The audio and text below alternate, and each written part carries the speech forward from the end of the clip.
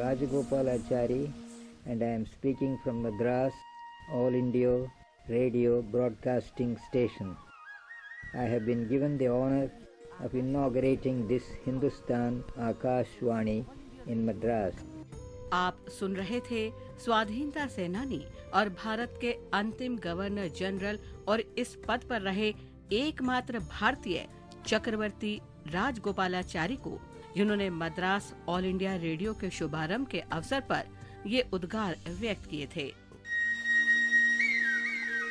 The new Akashvani is intended to cover not only the city of Madras but the districts in the province. It will broadcast messages and programs from outside the province and even from countries abroad. राजा जी के नाम से लोकप्रिय राजगोपालाचारी का जन्म 10 दिसंबर 1978 को तोरापल्ली में हुआ था। वे महात्मा गांधी के विश्वस्त नेता थे। उन्होंने मद्रास के प्रेसिडेंसी कॉलेज से विधि की उपाधि ली और सेलम में आपराधिक मुकदमों में वकालत शुरू कर दी। 1917 में सेलम की नगरपालिका के अध्यक्ष बनने के बाद उनका सार्वजनिक जीवन शुरू हुआ। गांधी जी से प्रभावित होकर उन्होंने वकालत छोड़ दी।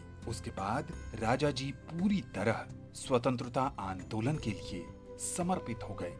उन्होंने रॉलेट एक्ट के विरुद्ध सत्याग्रह, असहयोग आंदोलन, वायकाम सत्याग्रह और सविनय अवज्ञा आंदोलन में भाग लिया।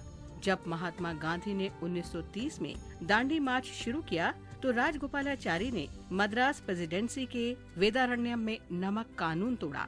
स्वतंत्रता संघर्ष में सक्रिय रूप से भाग लेने के लिए उन्हें 5 बार जेल भेजा गया।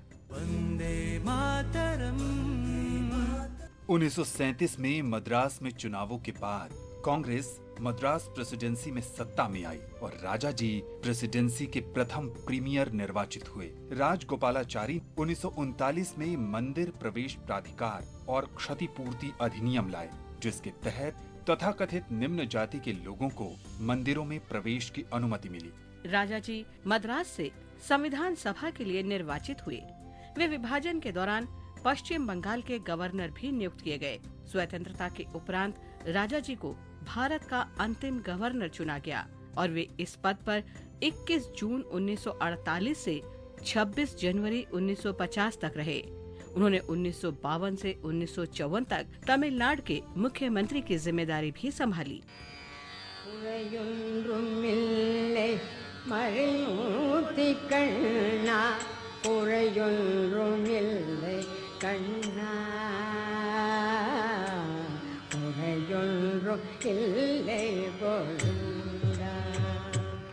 राजगोपालाचारी प्रसिद्ध लेखक भी थे, जिन्होंने भारतीय अंग्रेजी साहित्य में अविस्मरणीय योगदान दिया।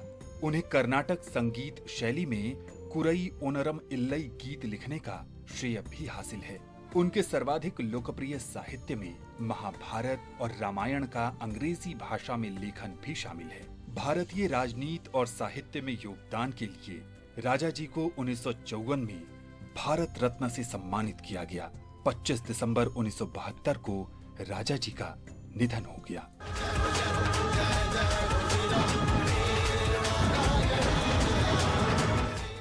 आज हम स्वाधीनता सेनानी वीर नारायण सिंह को भी स्मरण कर रहे हैं, जो 10 दिसंबर 1857 को शहीद हुए थे। नारायण सिंह को बहुत से लोग छत्तीसगढ़ से प्रथम स्वतंत्रता सेनानी के रूप में भी जानते हैं। उन्होंने 1857 में छत्तीसगढ़ से भारत की स्वतंत्रता की लड़ाई लड़ी थी। नारायण सिंह का जन्म 1795 में छत्तीसगढ़ के सोनाखान क्षेत्र में हुआ। व्यापारियों को लूटने और उनका माल अकाल पीड़ित गरीबों को वितरित करने के लिए 1856 में अंग्रेजों ने नारायण को गिरफ्तार किया था, लेकिन 28 अगस्त 1857 को वे जेल तोड़कर अपने गृहनगर पहुंच गए। वहां नारायण ने 500 लोगों की सेना बनाई। सेना को कुचलने के लिए शक्तिशाली ब्रिटिश फौज भेजी गई।